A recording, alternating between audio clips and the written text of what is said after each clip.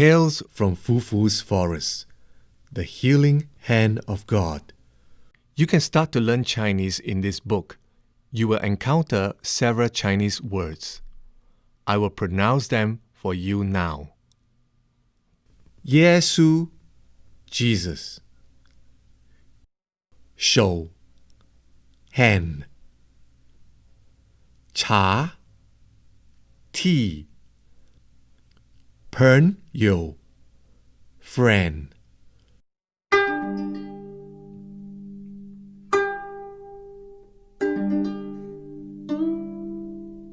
Ooh. Shan sat straight up in bed. He shook the fog from his head and tried to place the sound. The whistle grew softer. Then he heard a blink on the counter. A cup? Someone was making tea? It was still black outside. Why would anyone be awake? Shan shuffled into the kitchen, and his mother looked up surprised. "Oh, Shan, dear, I didn't mean to wake you." She tried to smile. "Go back to bed." "But what are you doing?" "Just making a little tea for father." She quickly looked back towards the stove. "He's not feeling well." "Not feeling well?" Shan had never heard those words describe his father before. Every day, no matter what, he rose with the sun and headed out into the fields. Fully awake now, Shan stepped quickly towards his father's bed. Even in the darkness, Shan could see that his father's face was pale and glistering with small beads of sweat. Father grimaced, although he seemed to be sleeping, and his breathing was wheezy and shallow. Throughout the night, Shan held his father's hand and refused to leave his side, even as mother tended to him. When the morning sun began to stream through the window, mother touched Shan's shoulder. "Shan, please, the doctor said to give it time. There's nothing we can do. Please go get some rest." I think I'll take a walk, if that's okay." Shan stood up, still watching his father's ragged breaths. Mother gave a weak smile and nodded. Shan grabbed his jacket and headed straight for the bamboo forest. When he reached the boy-sized opening in the bamboo, he bounded through and smacked straight into Old Red.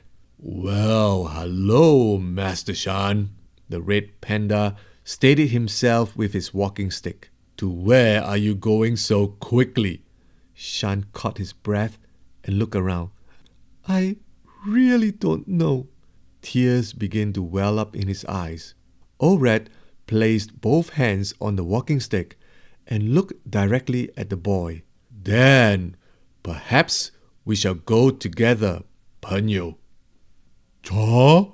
Cha?" A rodent panda called from his cave. "Time for tea." "As always, Fufu." Old Red bowed towards his friend. Inside the cave, the clink of teacups brought tears again for Shan. "My father is sick." The boy put his head in his hands. "And there's nothing I can do." "Oh, Master Shan." Old Red took a seat next to the boy. "There's always something we can do." Fufu smiled a knowing smile and settled in for a story. "Not long ago," Old Red began softly, "a poor man, Joshua, left his home in Henan province, the land of the Yellow River, to tell others about Yesu all over China. Of course, Joshua knew it was against the law to share about the love of Jesus. But for him, telling others about Jesus was more important than any laws of man. The police began to hear about what Joshua was doing, and soon, like Peter and Paul in the Bible, Joshua was arrested and thrown into prison. The police thought that would stop him from sharing about Jesus. But that would not be the case. Why not? Shan sniffed and looked up. Did they let him go? No. Old Red smiled at the boy. But Joshua realized that the people in prison needed to hear about Jesus too. Many of them were murderers and thieves. Old Red explained. And Joshua knew that Jesus could help even them. Joshua told his cellmate how all had sinned, prisoners or not. Joshua described the punishment for that sin, how it was much worse than any prison cell. However, Joshua also told them about Jesus, who had given his life as a sacrifice so that everyone who believes in him will have everlasting life. Shan's eyes grew wide. Then he saw Fufu's nod and smile. So he quickly did the same. But the truth was, Shan had never heard anyone talk about Jesus the way Old Red did.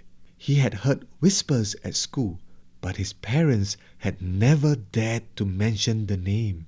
He knew that there were stories about Jesus in a book called the Bible, but he didn't know where to find one of those, even if he wanted to. Old Red and Fufu, on the other hand, seems to know all about Jesus, and Old Red certainly wasn't afraid to talk about him.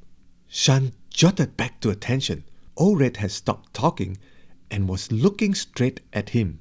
The wise red panda took a long sip of tea, then continued. Joshua told the prisoners that even murderers, liars, and thieves could be forgiven and be with Jesus forever if they would believe. After a while, all the prisoners in the cell with Joshua came to believe in Jesus. However, when the warden of the prison found out about this, he was not happy. Oh no, he was not. The red panda shook his head. Sharing about Jesus was against the law, and the warden certainly was not going to let it happen right there in his prison. He demanded that Joshua stopped. As punishment, he ordered his guard to beat Joshua and move him to another cell, away from the new Christian friends. Old Red leaned in. But do you think that stopped Joshua? Shan and Fufu looked at each other and smiled. Old Red wheeled his walking stick as he spoke. Before long, everyone in Joshua's new cell had heard about the love of Jesus and had become a Christian. The warden was furious. He knew that he had to stop Joshua or everyone in the whole prison would become a Christian. So again, he told the guards to pull Joshua out of his cell and punish him once and for all. The guards obeyed. They beat Joshua until he didn't make a move, until he no longer made a sound. The guards then threw his limp body into the prison cell with the most well-known murderer in the prison. That's when something strange began to happen. Old Red leaned in. A ray of light streamed down from the ceiling and landed on Joshua. The prisoner noticed it right away. The light was powerful and bright, but there weren't any lights, windows, or even reflection from mirrors to explain where it was coming from. Those prisoners didn't need an explanation. Together, they gathered around this man who was known for sharing the love of Jesus, and they lifted his body onto the only bed in the prison cell. Then they waited. Oddly, the mysterious light followed Joshua's body from the floor to the bed and continued to shine on him until finally Joshua opened his eyes. His cellmates were still standing over him, now staring him in amazement. Joshua didn't know what had happened, and he tried to get up. As he did, one prisoner wasted no time saying what all the other cellmates were thinking. Please tell us about your God. Of course Joshua did. And those men all became Christians that day. Word spread throughout the prison about the miraculous healing bed.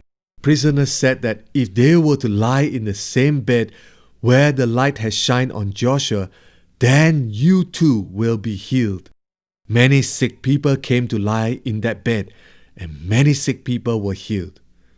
Before long, even the warden came to believe in Jesus, the Yeshu whom Joshua had so boldly spoke about, the Jesus who had the power to heal all who believed. Orad sat back and closed his eyes for a moment. But wait, what happened to Joshua? Shan asked. He is a pastor. Orad spread his arms wide. Of one of the largest churches in China. Wow! Shan thought for a moment, then grinned. And the warden? Oh, ho, ho! Orad laughed a deep laugh. The warden is a member of Joshua's church. Shan smiled. Then it hit him. He knew what he had to do. Thanks for the story, Orad, he yelled on his way out and ran down the trail that led to home. Orad nodded. God be with you, Master Shan, he replied in almost a whisper. Shan tiptoed into his father's room, knelt beside his bed, and began to whisper to Jesus. Or was it God? He wasn't quite sure, but he knew that he was listening. After a few moments, Shan rose quickly and glanced towards his mother. Her brow was wrinkled, her mouth was open, but she didn't say a word. Shan smiled and kissed his mother on the cheek. When Shan got to the door, he turned back to look at his father. He lingered to see his father's chest rise and fall, steady and smooth. And just before Shan turned to go, though he couldn't be sure, he thought he saw a ray of light reaching towards his father's bed. It could be the moon, he thought. But in his heart, he knew it was the healing hand of God.